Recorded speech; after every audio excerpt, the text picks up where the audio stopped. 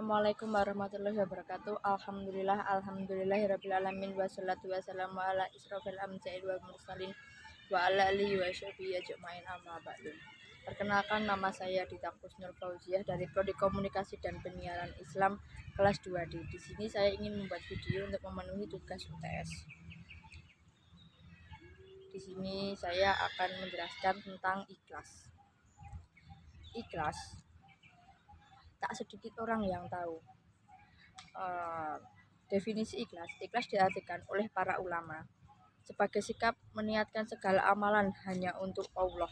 Seorang yang ikhlas tidak mengharapkan komentar manusia dalam beramal.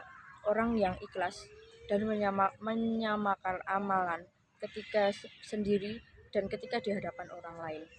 Para mukhlisin ini hanya mengharapkan balasan amal dari Allah Subhanahu wa Ta'ala di akhirat nanti. Dari definisi ikhlas di atas dapat dimaknai bahwa ikhlas merupakan sikap berlepas diri dari tanggapan manusia tentang amalan yang dilakukan. Ikhlas adalah kunci diterimanya amal selain tuntutan dalam pelaksanaan amalan. Ibnu Qayyim dalam Al-Fawaid mengumpamakan amalan yang dilakukan tanpa ikhlas dan mengikuti tuntunan Rasulullah SAW seperti musafir yang membawa bekal berupa sekarung pasir. Bekal yang dibawanya hanya memberatkan tetapi tidak bermanfaat. Terus ada juga ulama yang mengibaratkan ikhlas seperti surat Al-Ikhlas di Al-Quran. Surat ini dinamakan Al-Ikhlas, tetapi tidak satupun surat tersebut yang mengandung kata ikhlas di dalamnya. Keutamaan ikhlas. Ikhlas dalam beramal mempunyai banyak keutamaan sebagai disebutkan dalam Al-Quran dan hadis sahih. 1. Mendapat pertolongan dari Allah. Ketika kita beramal hanya karena Allah, maka mudah bagi Allah untuk mengutamakan kita ketika kita membutuhkan pertolongan. Sesuai dengan surat Al-Fatihah ayat 5, Iyyaka na'budu wa iyyaka nasta'in, yang artinya hanya kepadamulah kami meminta pertolongan. Surat ini menegaskan kepada kita bahwa ketika kita menyembah hanya kepada Allah, maka Allah pula lah yang akan menolong kita secara langsung.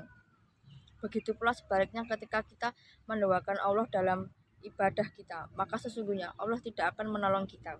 Dalam surat lain, yaitu surat Sad ayat 82-83, disebutkan bahwa Allah akan menolong orang yang ikhlas dari upaya penyesatan oleh iblis.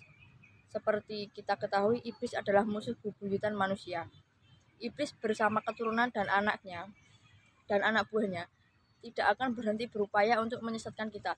Bahkan upaya penyesatannya telah berlangsung ribuan tahun dengan pola yang semakin canggih. Mustahil bagi seseorang untuk selamat dari makar iblis ini. Hanya pertolongan Allah sajalah yang akan membantu kita, menyelamatkan kita. Oleh sebab itu, marilah kita benahi amal ibadah kita sehingga kita beramal hanya demi Allah semata. Yang kedua, ada mendapatkan petunjuk dari Allah. Yang ketiga, ada mendapat perlindungan Allah. Yang keempat, dilimpahkan ketenangan hatinya. Lalu yang kelima, terlindung dari sifat khianat. Yang keenam, amalan ikhlas bisa menjadi sarana tawasul.